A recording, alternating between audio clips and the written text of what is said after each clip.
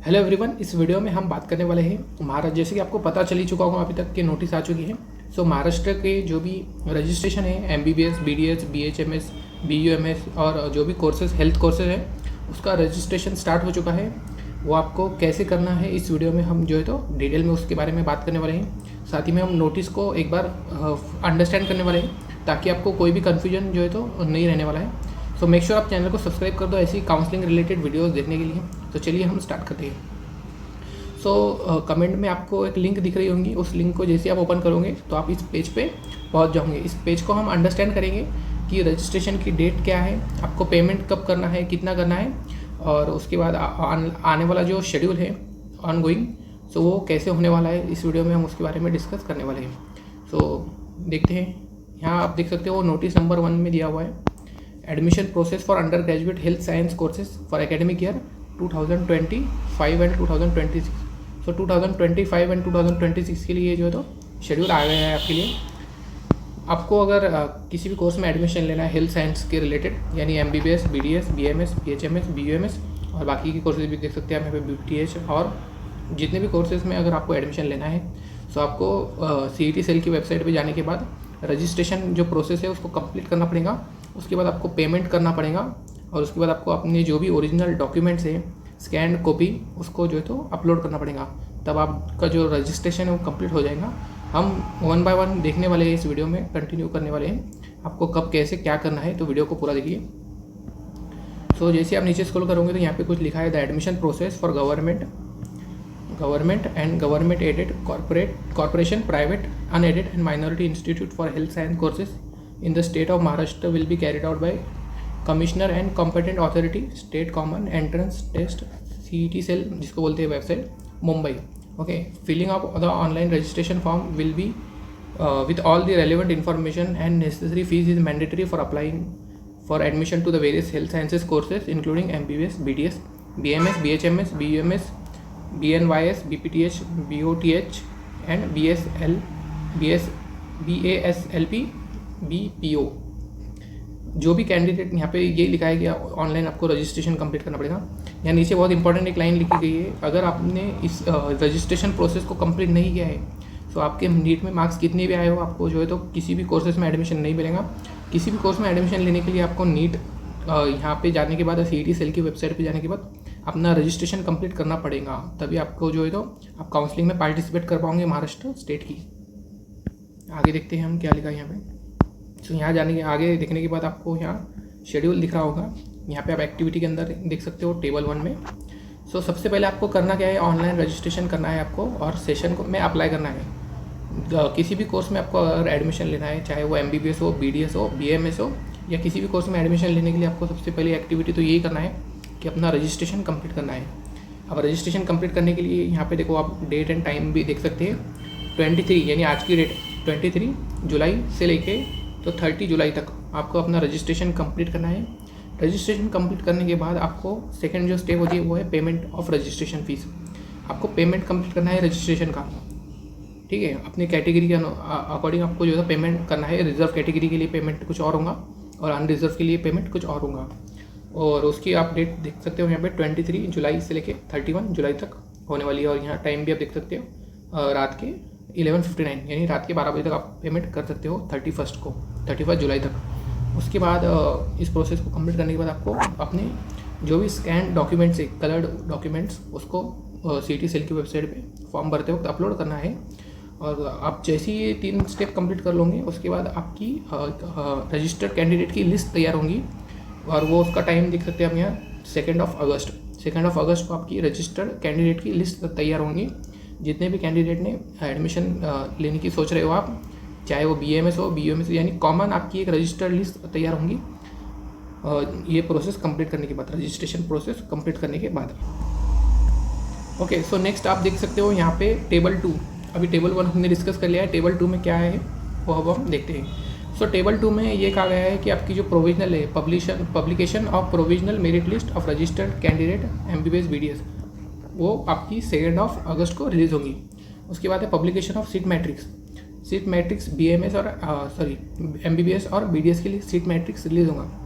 जिन भी कैंडिडेट्स का cut off थोड़ा अच्छा जाता है या फिर वो कट ऑफ क्लियर कर लेते हैं नीट का, आपको MBBS BDS की काउंसलिंग अटेंड करने को मिलती है। अगर आपका स्कोर और बहुत कम है तो आपका नाम उस लिस्ट में नहीं आएगा, ठीक है। सो उन लोगों की MBBS BDS के लिए सीट मैट्रिक्स पब्लिकेशन होगा, उसमें आपको ये पता चल जाएगा कि इस साल कितने कॉलेजेस MBBS और BDS की जो है तो काउंसलिंग में पार्टिसिपेट करने वाले हैं। सीट मैट्रिक्स के थ्रू आपको ये पता चलने वाला है। वो कब है? 2 अगस्त को ही आपको सीट मैट्रिक्स भी आपकी रिलीज़ हो जाएंगी। उसके बाद है online filling of preference form. उसके बाद आपको 3 अगस्त से तो 5 अगस्त तक आपको प्रेफरेंस फॉर्म यानी चॉइस फिलिंग करना है MBBS और BDS राउंड 1 के लिए। उसके बाद declaration of cap 1 round result selection list, यानी आपका 7 अगस्त को आपका डिक्लेरेशन हो जाएगा, कैप राउंड 1 का रिजल्ट आ जाएगा, ठीक है। और ये सिर्फ MBBS BDS के लिए अभी बात हो रही है। BMS का शेड्यूल जो है तो वो फर्दर आगे चलता है, उसका अभी तक डेट जो है तो आई नहीं है। उसकी डेट जैसी आएंगी तो वेबसाइट पे CET सेल की वेबसाइट, आपको ये वेबसाइट बहुत ज़्यादा इंपॉर्टेंट है, आपको बार बार जाके CET सेल की वेबसाइट पे देखना है। CET सेल की वेबसाइट पे जाने के बाद आपको सेशन देखना है 2025 एंड 2025 सेशन में जाने के बाद फिर आपको नीट यूजी वाला जो एक ऑप्शन होता है वहाँ पे, उसमें जाना है। फिर उसके बाद आपको जो है तो ये सारा अपडेट वहाँ पे देखने को मिलेगा, ठीक है। 3 है फिर आपका उसके बाद declaration of cap round result. उसके बाद आपको फिजिकल ज्वाइनिंग करना है कॉलेज में, और जो भी अपने डॉक्यूमेंट्स है ओरिजिनल डॉक्यूमेंट्स वहाँ जाने के बाद आपको सबमिट करना होता है। और आपको जो पेमेंट होता है वो DD के थ्रू या फिर चेक के थ्रू करना है आपको। DD ओके, सो पेमेंट आपको चेक के थ्रू या DD के थ्रू आप जो है तो पेमेंट करना है। उसके बाद आप यहाँ देख सकते हो फिजिकल ज्वाइनिंग की डेट यहाँ दिया हुआ है 8 अगस्त, और 8 अगस्त से लेकर 12 अगस्त तक आपको शाम के 5:30 बजे तक फिजिकली ज्वाइन करना है आपको अलॉटेड कॉलेज में। उसके बाद ही आपको जो है तो एडमिशन कंफर्म हो जाएगा राउंड 1 के बाद। ओके, सो एक सबसे बड़ी बात आपको मैं बता दूँ, इंपॉर्टेंट बात, जो राउंड 1 होता है उसमें अगर आप जो है तो सीट मिलने के बाद भी अगर आप नहीं लेते हो तो वो फ्री एग्जिट होता है, ठीक है। तो आपको ऐसा कंपलसरी नहीं है कि अगर राउंड 1 में आपको कॉलेज मिलता है तो आप उस कॉलेज को अगर ज्वाइन नहीं करना चाहते हो तो आप नहीं भी कर सकते हो। स्पेशली अगर आपको प्राइवेट कॉलेजेस में अगर एडमिशन आपको मिलता है और आपको उस कॉलेज में एडमिशन नहीं लेना है तो आप फ्री एग्जिट कर सकते हो। राउंड 1 फ्री एग्जिट होता है, तो कॉलेज में अगर नहीं भी गए आप तो आपकी जो है तो फ्री एग्जिट हो जाएगा। साथ ही में देखो यहाँ लिखा है शेड्यूल फॉर ग्रुप बी यानी BMS BHMS और BUMS, and group C BNYS BPTH and BOTH BAS LP BPO courses will be declared in due course. So यानी जो ग्रुप बी का जो कोर्सेज है BMS BHMS और ग्रुप C है, उनका जो शेड्यूल है वो अभी आया नहीं है। उसकी जो डेट वगैरह है वो फर्दर आपको जो है तो कन्वे कर दी जाएंगी वेबसाइट में। सो वेबसाइट आपको ध्यान रखना है CET सेल की वेबसाइट, जाने के बाद वहाँ पे आप डेली विजिट कर सकते हो, जो भी अपडेट आते हैं उसके रिगार्डिंग, और वीडियोस भी आप देख सकते हो मेरे चैनल पे जाने के बाद। आपको जो है तो कुछ भी अपडेट आता है तो उसके रिलेटेड मैं जो है तो वीडियो बना के आपको एक्सप्लेन कर दूंगा कौन सा अपडेट आया है, आपको अब क्या करना चाहिए। सो नेक्स्ट हम यहाँ नीचे देखते हैं, ये जो भी आपको अभी तक शेड्यूल बताया गया है ये टेंटेटिव शेड्यूल है, ठीक है। यानी एज पर अगर कोई भी MCC हो या AAC या सेंट्रल गवर्नमेंट या स्टेट गवर्नमेंट या कोर्ट, अगर इनका कोई भी फैसला आता है, अभी जैसे बीच में अब चल रहा था रीनीट के लिए, तो जो भी अभी फैसला आता है तो इसके अकॉर्डिंग ये शेड्यूल चेंज हो सकता है। ये फिक्स एंड फाइनल शेड्यूल नहीं है, लेकिन आपको इसके अकॉर्डिंग ही चलना है जब तक कि ऊपर से आपको नोटिफिकेशन ना आए।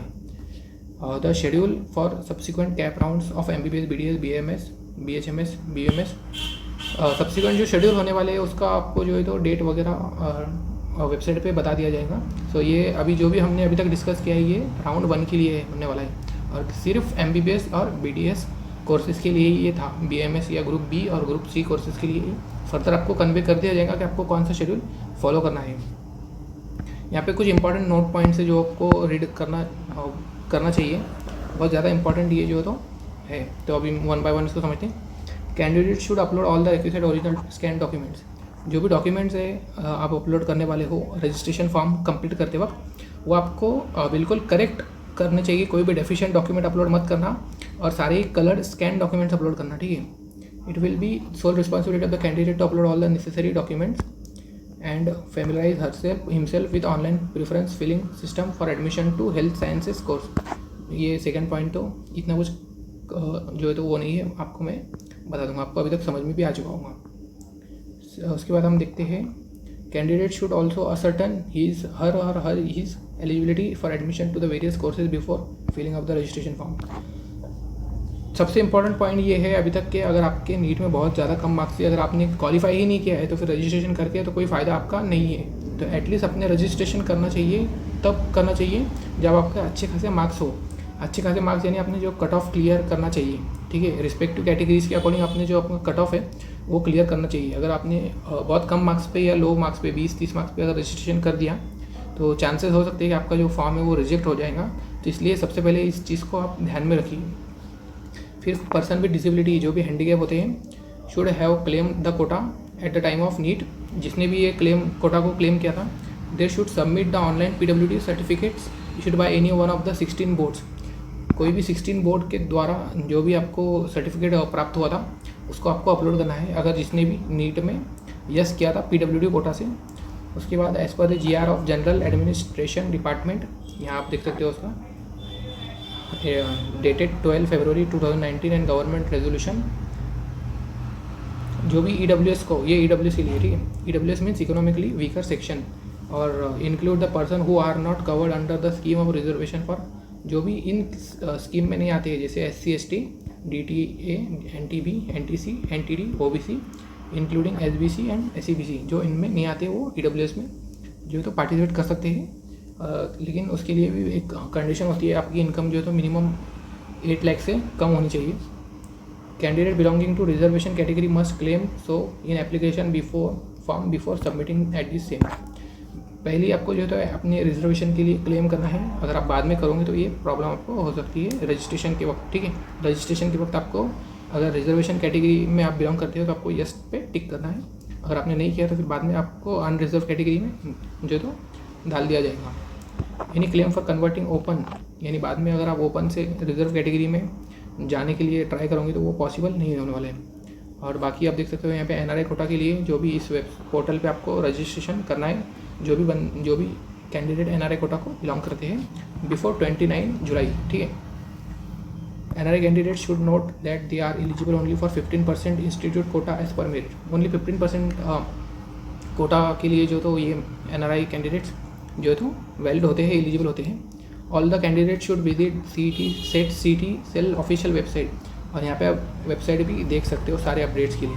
तो सबसे इम्पॉर्टेंट तो यही था कि जो वेबसाइट है CET सेल की वो आपको पता होना चाहिए। यहाँ पे आप नीचे देख सकते हो CET सेल की वेबसाइट, आपको ये वेबसाइट को आप जो है तो बार बार विजिट करना चाहिए, ताकि आपको जो भी नोटिफिकेशन आते हैं CET सेल की वेबसाइट से वो आपको सबसे पहले मालूम पड़ सके। और अगर आपको वो नोटिफिकेशन आने के बाद भी नहीं समझता है तो उसके लिए रिगार्डिंग तो मैं वीडियो बना ही दूँगा, आप वीडियो को भी देख के समझ सकते हो। तो इस वीडियो में इतना ही। जिसने भी अभी तक चैनल को सब्सक्राइब नहीं किया है, चैनल को सब्सक्राइब कर दो। और अगर आपको फ्री काउंसलिंग व्हाट्सअप ग्रुप मेरा ज्वाइन करना है, जहाँ पे कंप्लीट प्रीमियम लेवल जो काउंसलिंग है मैं वो प्रोवाइड कर रहा हूँ, सारी इन्फॉर्मेशन आपको मैं बताऊँगा। सो कमेंट सेक्शन में आप जा सकते हैं, कमेंट सेक्शन में जाने के बाद आपको वहाँ लिंक जो है तो मैं प्रोवाइड कर दूँगा व्हाट्सअप चैनल की, उसको ज्वाइन करिए। तो इस वीडियो में इतना ही, थैंक यू।